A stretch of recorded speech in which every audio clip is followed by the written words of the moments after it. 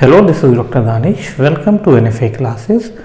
आज का जो हमारा वीडियो लेक्चर है ये एक जेनेटिक डिसऑर्डर पर है और जेनेटिक डिसऑर्डर में स्पेशली जो मेंडेलियन डिसऑर्डर है, हमने एक मेंडेलियन डिसऑर्डर को इस बार चुना है इस वीडियो के लिए और ये है आपका हीमोफीलिया पे। ठीक है, तो दरअसल पहले मैं आपको थोड़ा सा बता दूं कि जेनेटिक डिसऑर्डर क्या होते हैं। दरअसल जेनेटिक डिसऑर्डर या डिजीज वो हैं जो पेरेंट्स से उनके ऑफस्प्रिंग में जाती हैं। ठीक है, अब ये जेनेटिक डिसऑर्डर जो होते हैं ये भी दो तरह के होते हैं, एक मेंडेलियन डिसऑर्डर्स होते हैं और एक होते हैं क्रोमोसोमल डिसऑर्डर। ठीक है, तो मेंडेलियन डिसऑर्डर उन डिसऑर्डर्स को माना गया है जहाँ पे किसी एक जीन में कुछ डिफेक्ट होता है, जीन में कोई डिफेक्ट पैदा हो जाए जिसकी वजह से वो पेरेंट्स से ऑफस्प्रिंग को भी चला जाए वो ट्रेट, वो डिफेक्टेड ट्रेट, तो वो कहलाता है आपका मेंडेलियन डिसऑर्डर। ठीक है, और एक होता है जब क्रोमोसोम्स के नंबर में चेंज होता है या क्रोमोसोम के स्ट्रक्चर में चेंज होते हैं। जैसे क्रोमोसोमल डिसऑर्डर के जो एग्जाम्पल हैं वो आपके टर्नर सिंड्रोम्स, क्लिनफेल्टर सिंड्रोम्स, ठीक है, और टर्नर सिंड्रोम है। और अगर हम इसकी बात करें मेंडेलियन डिसऑर्डर्स की, तो इसमें बहुत सारे डिसऑर्डर हैं। एक कलर ब्लाइंडनेस वाला जो डिसऑर्डर है वो भी मेंडेलियन डिसऑर्डर है, हीमोफीलिया है, थैलेसीमिया है, ठीक है, सिकल सेल एनीमिया है, सिस्टिक फाइब्रोसिस है, ये सारे के सारे जो है वो मेंडेलियन डिसऑर्डर है। तो मेंडेलियन डिसऑर्डर्स में हमने आज एक डिसऑर्डर जो एक बहुत मेन है हीमोफीलिया जिसको लिया है, और हीमोफीलिया को दरअसल ब्लीडिंग डिसऑर्डर भी कहते हैं। ब्लीडिंग डिसऑर्डर इसलिए कहते हैं, दरअसल आपकी या किसी भी नॉर्मल इंसान में जब कोई चोट लग जाती है, कोई इंजरी हो जाती है और ब्लड बहने लगता है, ब्लड या ब्लीडिंग हो जाती है उसको शुरू, तो बहुत सारी क्लॉटिंग फैक्टर्स होते हैं और लगभग ये अभी तक जो रिसर्चेस हुई हैं उसमें ये पता चला है कि लगभग 13 अप्रॉक्सीमेटली 13 क्लॉटिंग फैक्टर्स होते हैं। फैक्टर का मतलब यहाँ पे प्रोटीन्स है, यानी कि 13 प्रोटीन्स होती हैं जो रिस्पॉन्सिबल होती हैं ब्लड को क्लॉट करने के लिए। ठीक है, तो जो हीमोफीलिया होती है, तो हीमोफीलिया में जो ये भी दो तरह की होती है, हीमोफीलिया ए और हीमोफीलिया बी। तो ये जो दोनों तरह के जो डिसऑर्डर होते हैं, हीमोफिलिक पर्सन्स होते हैं, इनमें आपका जो क्लॉटिंग फैक्टर 8 और क्लॉटिंग फैक्टर 9 वाली जो यानी कि जो प्रोटीन्स हैं, फैक्टर मीन प्रोटीन मैंने आपको बता चुका हूँ, तो जो प्रोटीन है फैक्टर 8 और फैक्टर 9 वाली जो है, ये जो है इनका बनना मतलब जो होता है जो रिस्पॉन्सिबल जीन होती है उनमें कुछ डिफेक्ट आ जाता है जिससे इनका बनना बंद हो जाता है और इसकी लैक में in the lack of these proteins blood clot doesn't occur. ठीक है, तो ब्लड क्लॉट नहीं हो पाता है जिसकी वजह से क्या होता है, ब्लड जो ब्लीडिंग होती है वो एक्सेसिव ब्लीडिंग हो जाती है, चाहे वो इंटरनल ब्लीडिंग हो, चाहे मतलब इंटरनल ऑर्गन में कोई चोट लगी हो, कोई आघात लगा हो, कोई ट्रॉमा हुआ हो, या फिर कोई एक्सटर्नल आपको इंजरी हुई हो, और ब्लड अगर आपका निकलता है तो निकलता ही रहेगा, वहाँ पे क्लॉटिंग नहीं होगी जिसकी वजह से इवेंचुअली जो है किसी पर्सन की डेथ हो सकती है। ठीक है, तो मैं आपको बता दूं कि ये एक जेनेटिक डिसऑर्डर, मतलब ये क्लियर हो गया कि ये पेरेंट्स से ऑफस्प्रिंग को जाएगा। ठीक है, और इसमें क्या होगा, ब्लड का क्लॉट होना, जो ब्लड की क्लॉटिंग है वो रुक जाएगी। ठीक है, तो ये जो है ये एक सेक्स लिंक्ड रिसेसिव डिसऑर्डर है, और सेक्स लिंक का मतलब ये होता है कि ह्यूमन में जो सेक्स डिटर्मिनेशन होता है, सेक्स का जो डिटर्मिनेशन करने वाले क्रोमोसोम्स होते हैं उनको सेक्स क्रोमोसोम्स कहते हैं, और ये 33rd पेयर जो होता है वो सेक्स क्रोमोसोम से बोले जाता है। ठीक है, तो इसमें जो अगर फीमेल है तो उसमें XX होता है और अगर मेल है तो XY होता है। ठीक है, तो इसमें भी सेक्स लिंक का मतलब ये हुआ कि सेक्स क्रोमोसोम्स पे ये किसी पे प्रेजेंट किसी जीन पे ये म्यूटेशन की वजह से होता है। ठीक है, अब हमें ये पता करना है कि ये X पे होता है या Y पे। ठीक है, अगर Y पे होगा तो सिर्फ मेल को होना चाहिए, और अगर X पे है तो मेल और फीमेल दोनों को हो सकता है। तो मैं आपको ये बता दूं कि ये एक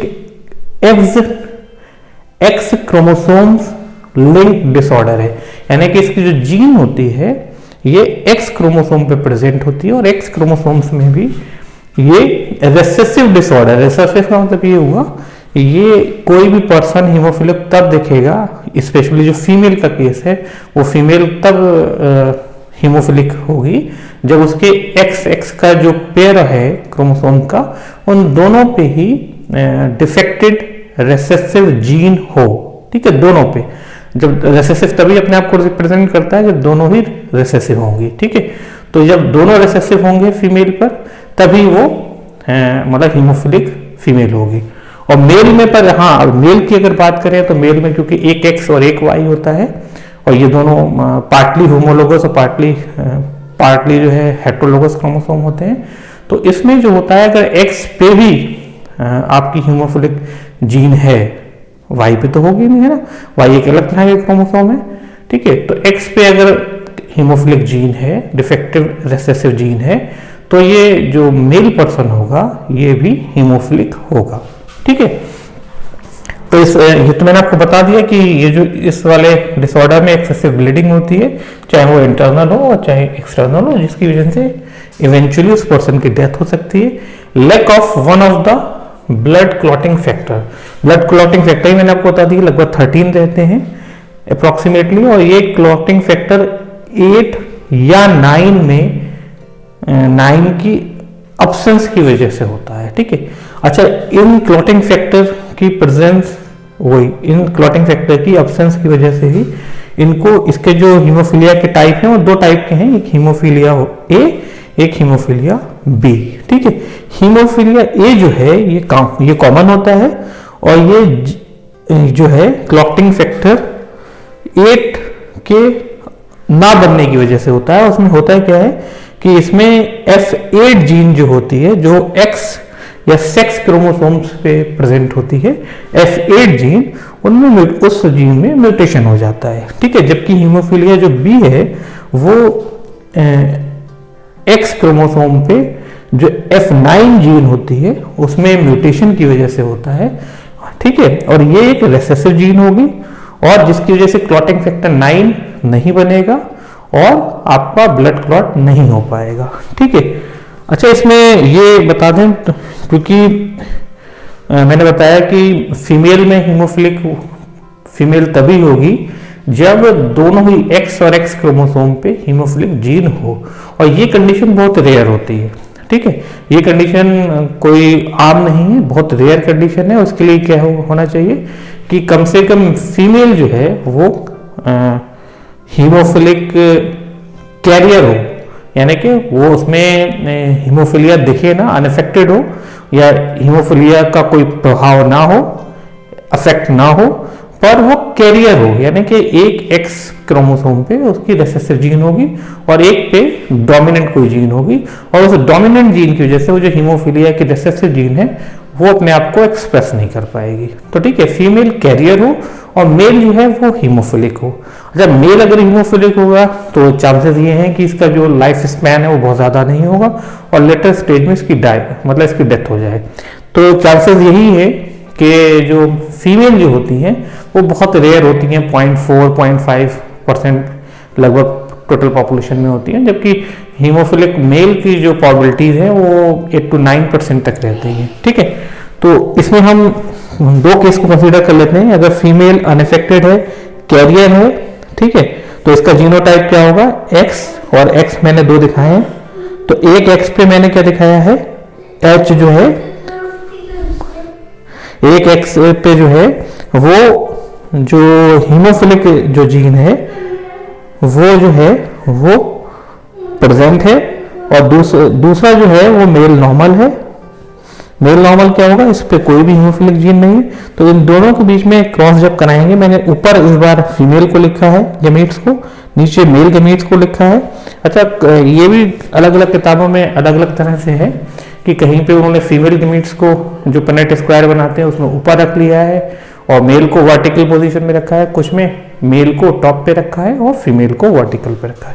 तो मैंने यहाँ पे फीमेल को टॉप पे लिया है। तो इसमें क्या होता है, देखिए मैंने इसको क्रॉस कराया और फीमेल को ऊपर रखा है, मेल को यहाँ नीचे रखा है। तो इसमें देखिए एक